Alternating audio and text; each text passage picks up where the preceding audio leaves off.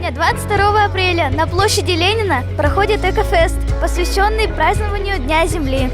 Только в этот день горожане и гости столицы могли обменять пластиковые отходы и батарейки на семена растений, занесенных в Красную книгу Якутии, и обменяться вещами, участвуя в дресс-кроссинге.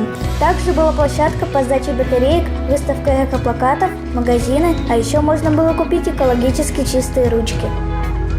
Экофестиваль – это тестовый запуск проекта «Улица молодежи», который запускает молодежный клуб Русского географического общества при поддержке Министерства охраны природы и Министерства по делам молодежи и семейной политики.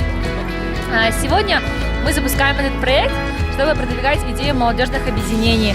Мы хотим, чтобы это мероприятие было регулярным. Главной идеей этого вообще проекта является то, чтобы простая молодежь, они знали, что каждую субботу в определенном месте собирается молодежь и во что-нибудь играет, что-то интересное проводит.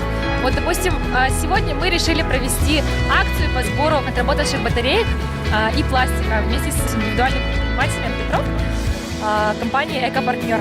Сдай батарейку, защити себя и свой город!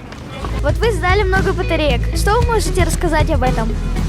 Каждый год наша школа проводит акцию о сборе батареек. И каждый класс и каждое объединение пытается сдать как можно больше батареек. И в этом году мы собрали 74 килограмма.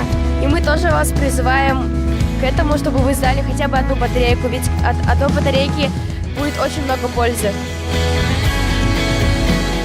Такие акции у нас проводятся для экологического просвещения людей, чтобы их экологическая культура, направленная на охрану и сбережение нашей природы, матери Земли, росла. Кроме того, на фестивале выступили группы по общему курсу дрессировки под руководством инструктора-дрессировщика Людмилы Московских.